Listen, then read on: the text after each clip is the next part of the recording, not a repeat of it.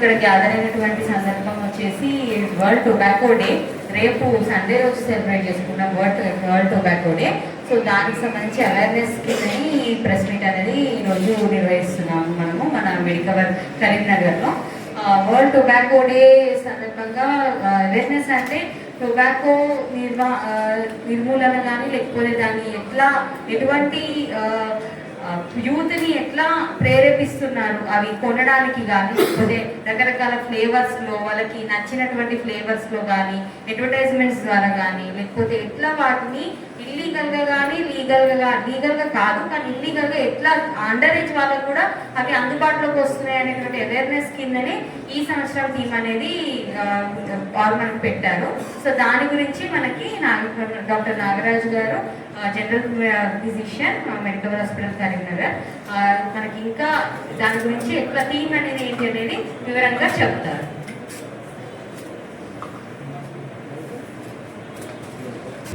నమస్తే అండి, నా పేరు doctor Nagaraju Ravikandi, consultant general physician, medical hospitals Karimnagar. So మన మెడికల్ హాస్పిటల్ తరఫున మీ అందరికీ తెలిసింది ప్రజల్లో అవగాహన రావడానికి వేరియస్ హెల్త్ ఇష్యూస్ గురించి, అవేర్నెస్ గురించి మనం డిఫరెంట్ టైప్స్ ఆఫ్ డేస్ గురించి మనం చెప్తూ ఉంటాం. సో రేపు May 31 world tobacco day. So దాదాపు ఒక 40 years 1987 నుంచి WHO తరఫున త్రూఅవుట్ ద వరల్డ్ ఈ వరల్డ్ టొబాకో డే అన్నట్టుగా చూస్తున్నాము. ఎందుకంటే బికాజ్ ఇది మోస్ట్ కామన్ థింగ్, మన యూత్ కావచ్చు, అడల్ట్స్ అండ్ టీన్స్ బాగా ఎఫెక్ట్ అయ్యే పాపులేషన్ బాగా ఎఫెక్ట్ చేసే కారణంలో ప్రపంచవ్యాప్తంగా ఇది ఒకటి. అండ్ ఈ 2026 థీమ్ వచ్చేసి complete tobacco and nicotine addiction and unmasking the appeal. అంటే ఇప్పుడు ఏంటంటే సో అవైలబిలిటీ ఉన్నాయి, అంటే మార్కెట్లో కావచ్చు, జెండా కావచ్చు, బీడీ, సిగరెట్స్ ఇట్లాంటివన్నీ అవైలబిలిటీ ఉన్నాయి. But at the same time ఏంటంటే కంపెనీస్ కొత్త తరహా మార్కెటింగ్ తీసుకొస్తున్నాయి. లైక్ అంటే సోషల్ మీడియా ఇన్ఫ్లుయెన్సర్స్ కావచ్చు, ఫ్లాషీగా ప్యాకేజింగ్ కావచ్చు, సైజ్ అండ్ అవైలబిలిటీని ఈజీగా చేయడం కావచ్చు. ఇవన్నీ ఏంటంటే యూత్ పర్టికులర్గా 15 to 25 మధ్యలో ఉన్న వాళ్ళు ఏంటంటే ఒకసారి దానికి అడిక్ట్ అయితే కనుక దీని అడిక్టివ్ పొటెన్షియల్ చాలా ఉంటుంది కాబట్టి వాళ్ళకు లైఫ్ లాంగ్ వాళ్ళ ఇబ్బంది ఎక్కువ అవుతుంది. సో దీన్ని కౌంటర్ చేయడానికి అంటే ఎంత అవైలబుల్ ఉన్నా కూడా మనం దాన్ని వాళ్ళకి యూత్ కావచ్చు, టీన్కి పర్టికులర్గా యంగ్ అడల్ట్స్ వీళ్ళందరికీ కూడా ఇది అవైలబుల్ ఎక్కువ కావద్దు, అంటే దీనికి ఎక్కువ వాళ్ళు వ్యామోహం చెందొద్దు అనే ఉద్దేశంతో ఈ ఇయర్ థీమ్ అనేది పెట్టాను. ఇది ఎందుకు చెప్తున్నాం అంటే ఆల్మోస్ట్ మనకి ఇండియాలో చూసుకుంటే మన జనాభా 140 కోట్లు అందాలి, 140 నుంచి 150 కోట్లలో దాదాపు 30% ఏదో ఒక రకమైన టొబాకో యూజ్ చేస్తున్నారు. ఐదర్ బీడీ అయినా, సిగరెట్స్ అయినా, లేదంటే టొబాకో చెడి, జర్దా కానీ, కైని కానీ, గుట్కా కానీ ఇట్లాంటివన్నీ. సో వీటిలో ఇంకా సిగరెట్స్, బీడీ కంటే ఎక్కువ స్మోక్లెస్ అంటే ఈ గుట్కా, జర్దా ఇట్లాంటివి ఎక్కువ యూజ్ చేస్తున్నారు. సో దీనివల్ల ఏమవుతుందంటే సింపుల్గా చెప్పాలంటే ఆల్మోస్ట్ మన భారతదేశంలో 10 మంది ఓరల్ క్యాన్సర్స్ ఉంటే దాంట్లో 9 మంది కూడా ఇట్లాంటి స్మోక్లెస్ టొబాకోతో వచ్చినాయి. సో మనం ఎంత ప్రివెంట్ చేయగలుగుతామో ఆలోచించండి, అంటే ఎన్ని డెత్స్, ఎంత మార్బిడిటీ ప్రివెంట్ చేయగలుగుతామో మీ అందరి ద్వారా ప్రెస్ ద్వారా అందరికీ ప్రజలకు తెలియాలి. అండ్ గవర్నమెంట్ పరంగా కూడా ఈ టొబాకో డే సందర్భంగా doctors, various health care societies చేసే విజ్ఞప్తి ఏంటంటే టొబాకో ప్రోడక్ట్స్ పైన ఇంకా బ్యాన్ ఖచ్చితంగా ఉండేటట్టు చూసుకోండి కుదిరినంత వరకు. అండ్ డిజిటల్ మార్కెటింగ్ లేదా సోషల్ మీడియా మార్కెటింగ్ వీటిపైన కూడా ఒక కనేసి పెద్దగా అంటే ప్రజలు ఏంటంటే వాటి మీద వ్యామోహం చెందొద్దు, వాటికి ఆకర్షితులు కావద్దు అనే ఒక మెసేజ్ని మనకు గవర్నమెంట్ కూడా దయచేసి మన హెల్త్ కేర్ సొసైటీస్ తరఫున విజ్ఞప్తి చేస్తున్నాము. అండ్ ప్రజల్లో కూడా ఇది మీ జీవితము, వన్స్ ఒకసారి మీరు అడిక్ట్ అయితే కనుక చాలా చాలా ఇబ్బంది పడాల్సి వస్తుంది. నేను ఇప్పుడు ఫిజిషియన్గా వేరియస్ కేసెస్ చూస్తూ ఉంటాను. ఎవ్రీడే ఆల్కహాల్ అడిక్షన్ ఎంత సివియరో దానికంటే టొబాకో అడిక్షన్ ఇంకా ఎక్కువ. అంటే ఒక 2-3 days రెగ్యులర్గా అలవాటు ఉన్న వాళ్ళు తీసుకోకపోతే కనుక వాళ్ళలో ఎంత విచిత్రమైన ప్రవర్తన చూస్తామో, ఎంత కోపదృప్తమైన ప్రవర్తన చూస్తామో నాకే తెలుసు.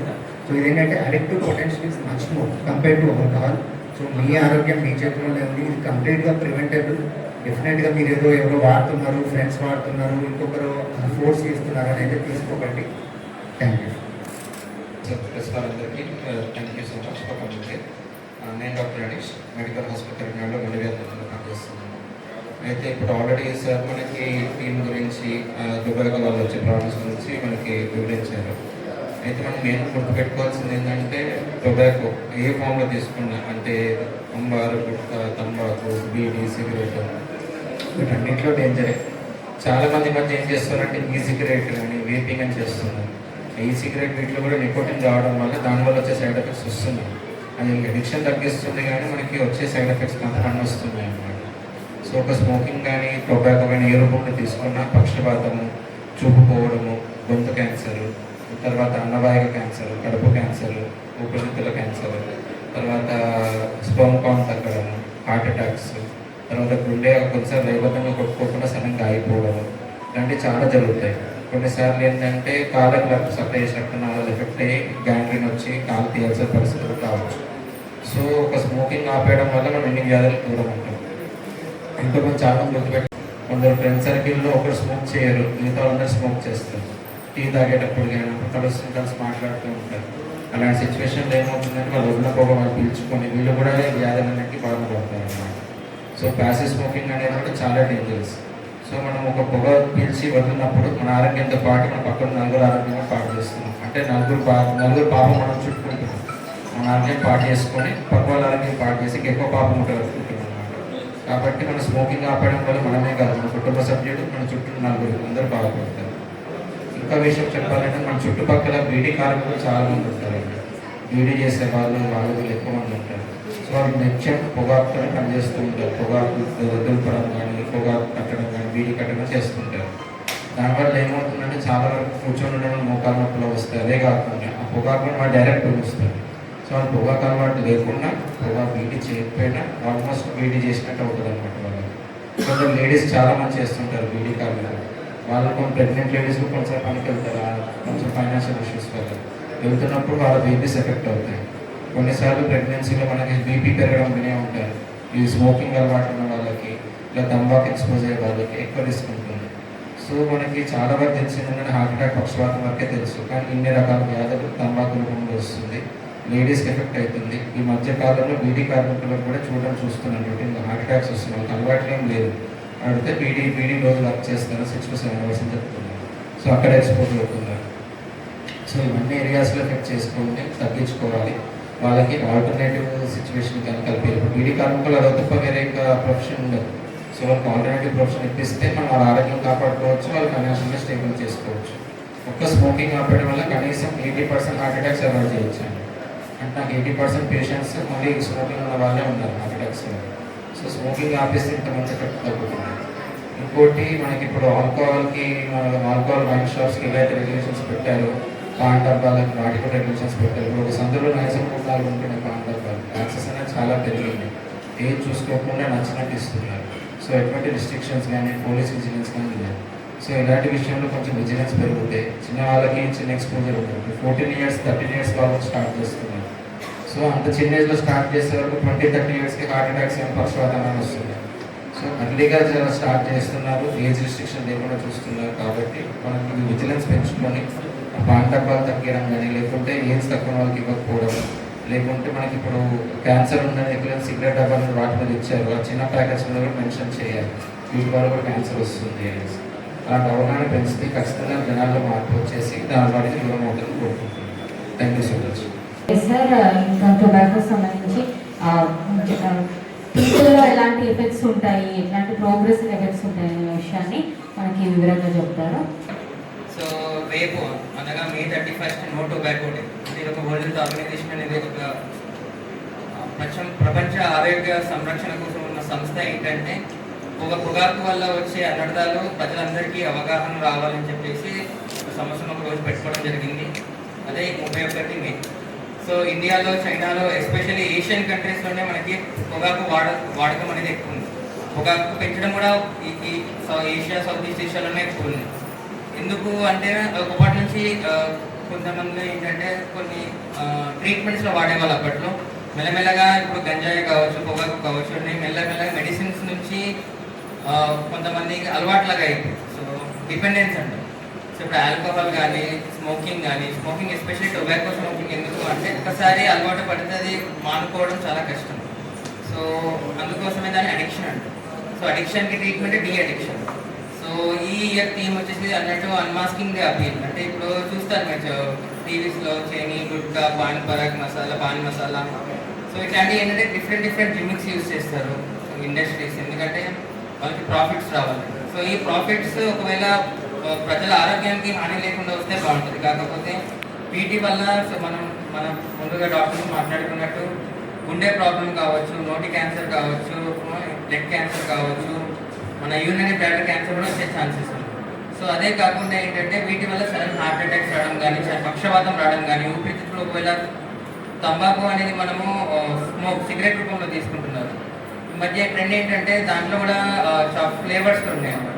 అంటే సోంపు లేకపోతే ఏమంటారో లేకపోతే మామూలుగా చాక్లెట్ క్యాండీస్ ఇలా డిఫరెంట్ ఫ్లేవర్స్ వచ్చేసరికి చిన్నపిల్లలు కూడా అలవాటు పడిపోతున్నారు. ఇది వరకు ఒక జనరేషన్ వరకు ఆగి మా ఫాదర్ తీసుకున్న వాళ్ళని అలా కాకుండా చిన్న పిల్లలు కూడా అలవాటు పడిపోతున్నారు. ఇది ఒకళ్ళు తీసుకున్నారు ఇంకొకరు. దీంతో ఏంటంటే కొంచెం మూడ్ స్వింగ్స్ అనేవి ఎక్కువ ఉంటాయి, కొంచెం ఎక్కువ పాజిటివ్ థాట్ వస్తుంది అనేసి చాలా మంది తీసుకుంటుంటారు. సో అదొక అపోహ. సో దానివల్ల ఏంటంటే పని చేసుకోలేరు, నిద్రపోలేరు, దానివల్ల అసిడిటీ ఇష్యూస్ వస్తాయి, దానివల్ల గుండె ప్రాబ్లమ్స్ వస్తాయి, దానివల్ల ఓవరాల్ ఏజ్ తగ్గిపోతుంది. అందుకోసం మనం చూస్తాం చిన్న ఏజ్ 20 ఏళ్ళకి 25 ఏళ్ళకి హార్ట్ ప్రాబ్లమ్స్ వస్తున్నాయి, యాంజియోగ్రామ్ చేయాల్సి వస్తుంది, స్టంటింగ్ చేయాల్సి వస్తుంది, నోటి క్యాన్సర్ వస్తుంది, కొంతమంది పెద్ద ఆపరేషన్ చేయాల్సి వస్తుంది, కీమోథెరపీ రేడియేషన్ థెరపీ ఇవన్నీ అవసరం పడుతుంది. సో ఇవన్నీ చిన్న వాడకపోతే సరిపోతుంది. కాకపోతే ఒకసారి అలవాటు పడినాక ఆపడం చాలా కష్టం. మొదట 2-3 నెలలు చాలా కష్టం. సో ఒకవేళ అందుకోసం మనకి డీఅడిక్షన్ ప్రోగ్రామ్స్, డీఅడిక్షన్ సెంటర్స్ ఉంటాయి. అవసరమైన సైకియాట్రిస్ట్ కానీ సైకాలజిస్ట్ని కానీ కల్పించి మనము అవగాహన తీసుకురావాలి అలవాటు పడిన పర్సన్స్. సో మనం తగ్గించుకోవడానికి కూడా మనకి వేరే ఆప్షన్స్ ఉన్నాయి. సో ఇప్పుడు వేపింగ్ అనేసి ఎలక్ట్రానిక్ సిగరెట్స్ అనేవి చాలా ట్రెండింగ్లో ఉన్నాయి. ఇప్పుడు గమనిస్తే ఎయిర్పోర్ట్లో కానీ ఎక్కడైనా స్మోకింగ్ జోన్ సపరేట్ ఉంటుంది. సో దీన్ని బట్టి ఎంతమంది స్మోక్ చేస్తున్నారో మీకు తెలిసిపోతుంది. సో స్మోకింగ్ జోన్ సపరేట్గా రూమ్ పెడుతున్నారంటే దాన్ని బట్టి చాలామంది స్మోక్ చేస్తున్నారు. సో ఇవన్నీ ఆపడం కోసం ఖచ్చితంగా గవర్నమెంట్ ఎన్జిఓస్ ఇనిషియేటివ్ తీసుకోవాలి. సో అందరికి మళ్ళీ ఒకసారి గుర్తు చేసినట్టు దాన్ని. సో ఖచ్చితంగా చిన్నపిల్లలు అలవాటు కాకుండా ఉండడానికి ప్యాకెట్స్ ఇలా షైనీ ఉండకుండా ఖచ్చితంగా దాని మీద తీసుకుంటే క్యాన్సర్ వస్తుందో లేకపోతే లంగ్ క్యాన్సర్ అనో మెన్షన్ చేయాలి. మెన్షన్ చేసి అందరికి అవగాహన తీసుకొచ్చి ఈ అలవాట్లు మానేటట్టు చూసుకుంటే మనకి మంచిది. సో మనకి ఇప్పుడు చాలామంది ప్రొఫెషనల్గా ఉంటారు. ఇప్పుడు సిగరెట్ చేసే వాళ్ళు కానీ, వీడియో చుట్టే వాళ్ళు కానీ, అట్లాంటి వాళ్ళకి కూడా చాలామందికి అవగాహన లేదు. సో తిండి కోసం పూట గడిస్తే బాగుంటుంది అనే కోసం వాళ్ళు ప్రాసెస్లో చేస్తుంటారు. కానీ కాకపోతే దానివల్ల ఫ్యూచర్లో ఆరోగ్యం దెబ్బతినే ప్రమాదం కూడా వాళ్ళకి తెలియాలి. సో ఇదంతా మన మీడియా మిత్రులకు తెలియజేస్తారని కోరుకుంటున్నాను. సో అది కాకుండా ఒక ఆక్యుపేషన్ కాకుండా ఇంకో ఆక్యుపేషన్లో చాలా ఉంటాయి. ఒక జాబ్లో కష్టాలు అంటే ఇంకో జాబ్ కూడా బెస్ట్ జాబ్ సెలెక్ట్ చేసుకుంటే బాగుంటుంది. సో ఈ నో టొబాకో రోజు ఖచ్చితంగా టొబాకో ఉత్పత్తులు అన్ని నిషేధించడానికి తగిన చట్టం తీసుకొస్తే బాగుంటుంది. ప్లస్ ఇంకోటి ఫ్లేవర్స్ స్పెషల్గా యాడ్ చేసి చిన్నపిల్లలకి అంటే అడోలసెన్స్ పాపులేషన్కి అలవాటు కాకుండా ఉంటే బాగుంటుంది. అదే కోరుకుంటూ అందరికీ ధన్యవాదాలు. Thank you.